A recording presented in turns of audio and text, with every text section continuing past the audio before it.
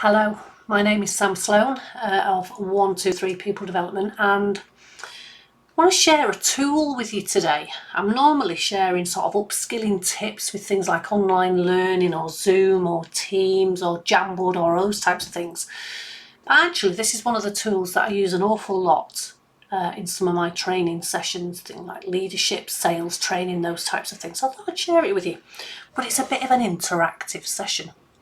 Obviously you guys aren't with me live, but nonetheless you can get involved and just pause the recording when of course I pose a question.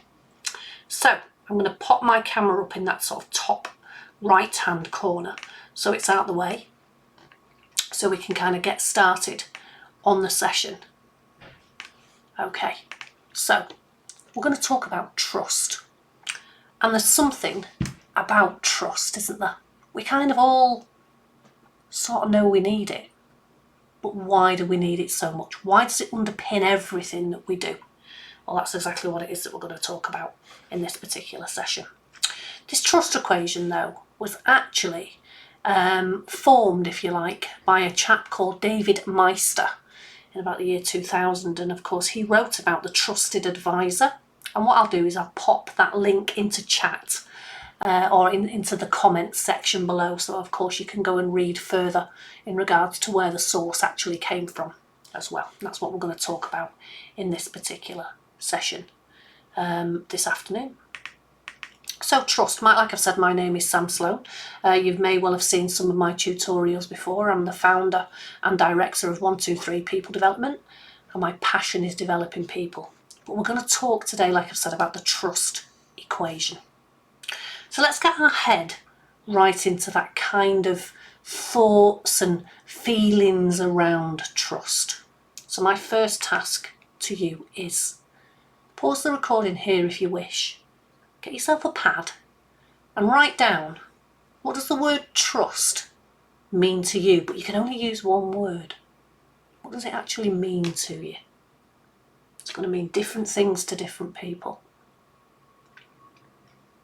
To me, it means reliability.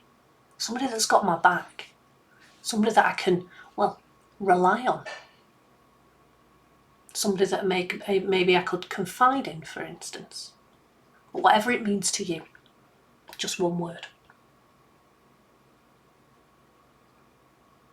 Okay. If you've got that, fantastic. Keep hold of it, because I think we're very probably going to come back to it in just a few moments. So, I now want you to start to consider, what does it feel like when we have trust with somebody? Now remember, this is a perceived trust. It's our version of, isn't it? It's not necessarily fact, but that's how we perceive it. This is an indication of maybe how trustworthy a person is, but of course it's not the full picture, not yet. So, but what does that feel like when we have trust? Again, write that down. But what I'd like you to go and do is write an emoji down, or even find one on your phone or your tablet or your computer, or a GIF maybe, and sort of do it in more pictorial format. Maybe see how different that feels. Again, pop in your comments below, maybe how it feels when you have trust with somebody, if you wish to share. So of course, if we're going to look at how it feels like when we have trust, surely we've got to flip it the other way. So I now want you to think about what it feels like when trust is absent.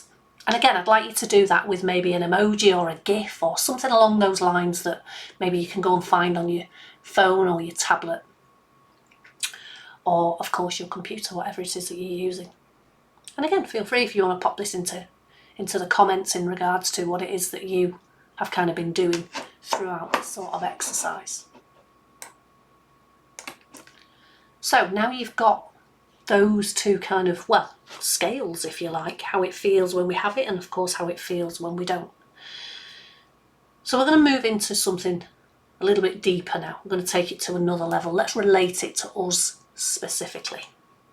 because this is what it's all about, isn't it? It's about our relationships, how we build them, what happens to those relationships when we do have trust and of course when we don't. And even if we take it into the workplace, never mind within our own lives, how does that impact our performance as well? So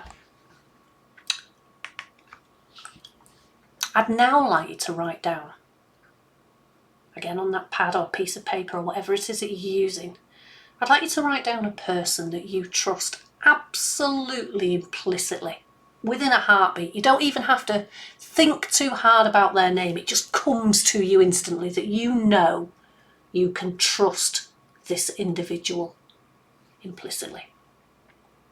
But of course, if we're going to do one, we must do the other.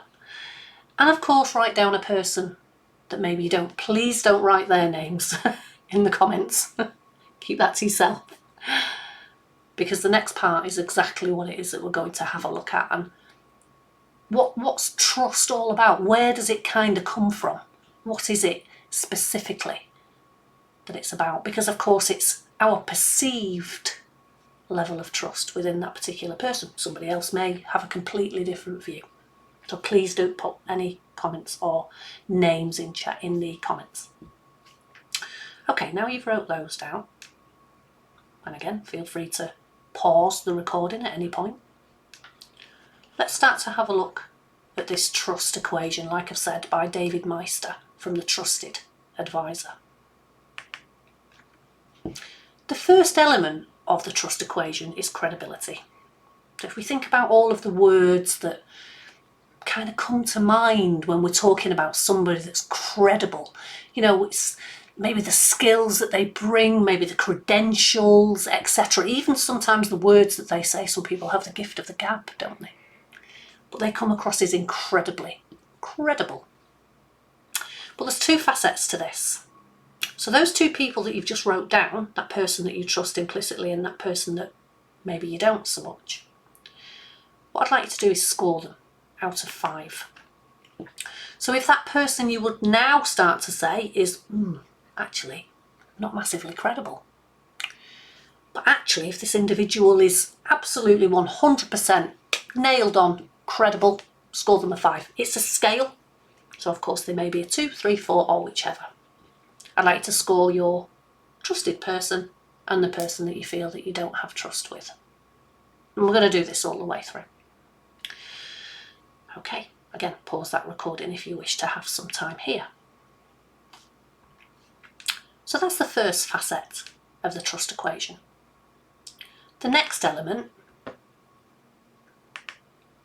done credibility, we're going to add reliability. Now we're going to do exactly the same as what we did just a moment ago, scoring 1 to 5, this time just in reliability. But what does reliability really mean? What's it all about? Well, this is all about the actions that we do. This is physically what we do, isn't it? Predictability maybe, or of course our dependability. Can we rely on that person? If they say they're going to do it, do they? Again, score your individuals that you wrote down just a moment ago from 1 to 5. So that person that you trust, how do they score on reliability? And that person that maybe you don't trust quite so much. Again, please don't write these in the comments. Okay, so we've looked at credibility, we've looked at reliability. Let's build one more in, intimacy. Bit of a strange word really, I suppose, to some degree, especially in a professional environment, but what does intimacy actually really mean? This is how safe we feel with this individual. I don't necessarily mean physically, but this is, could we confide in this particular person? Maybe could we tell them a secret, or, you know, would they be discreet, for instance? Could we share some confidential information with them and it go no further? Or before you turn your back, are they gossiping? You'll never guess what that Sam said. How safe do we feel with this particular individual? And again, let's score intimacy from 1 to 5. So all of these at the top here are the numerators. So these are the scoring that we have at the moment, of course. But of course we need a denominator, because this is all great. This may even actually, to be honest, give us some insight in regards to these individuals that, well, do we trust them or not? And why not? Actually, now we've got 3 things that we may be able to relate to specifically as to why we don't. However, there is something that completely and utterly allows us to recognise what it is that's going on and where the trust starts to wane. And the denominator, as you may well have already guessed, is self-orientation. But what does that really mean? Somebody that's maybe self-obsessed, for instance, their focus is purely on themselves. So let's just take somebody, I don't know, salespeople sometimes have quite a bad reputation for maybe trying to push a sale that maybe they're going to get commission for, but maybe it's not the best thing for you. So that's probably a really good example. So have they got my interests at heart, or have they got their own interests at heart? So this time the scoring kind of flips the other way. So actually, somebody with no self-interest, actually they're on my agenda, they're interested in me, you would score this person a 1. However, if somebody does not have my interests at heart and they are in it for themselves, then you would score, again, a sliding scale up to a 5. And what we then do, we total the top row. Of course, we have our denominator at the bottom, and we divide the top row by the bottom row. The lower the number, generally, there is much less trust. But this allows us to recognise actually what is it that's going on within that relationship that actually may be impeded with something we didn't necessarily recognise or realise. Again, this is our perception, how it is perceived. So, we know there's a gap now, but what's the gap? Again, pause here, and I want you to consider, actually, this gap, what does it tell you about that relationship? What has maybe it confirmed? And that could be, yeah, I can see why I trust that particular person. Their agenda is very much on my focus, where actually it's maybe confirmed that actually now I begin to realise that maybe they're credible, maybe they're not that reliable, but actually a lot of the time they have their own self-interest, or maybe I can't quite confide in them, for instance. So again, it's just, well, it's allowing us to recognise what it is that is going on. So again, pause the recording there, if that's what you wish to do. Now, for me, trust, whether it be in sales, leadership, at home, relationships, colleagues, doesn't matter. It takes time to build, and this is a very true saying. Trust arrives on foot and leaves on horseback. And it's incredibly true. It takes time, doesn't it, to kind of build up that relationship with an individual. And maybe now we can start to see as to why that happens, especially with that build. Maybe take time, maybe to kind of recognise or understand their credibility. Reliability, definitely. Over time we start to recognise that, well, people are going to do or not do what it is that they're going to say, for instance, and that intimacy. Well, are they safe to confide in, for instance? So it takes time to build trust. It certainly doesn't happen overnight. So, with all of that knowledge now that we have, what do we think maybe we need to do more of? But actually, what do we need to do maybe less of? Or maybe even do differently? So with your newfound recognition maybe, and just a very simple equation of understanding trust, pop in your comments maybe what it is that you're going to do differently. Please don't name anybody though. Absolutely. So if you do have any questions at all, pop them into the comments. It would be great to hear from you. Love it when people comment on my videos. It's absolutely superb to get some kind of collaboration going. It's brilliant. But I just want to say thank you for listening.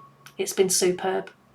And I'm really looking forward to your comments and in regards to maybe the insight that is provided for you. Thank you very much.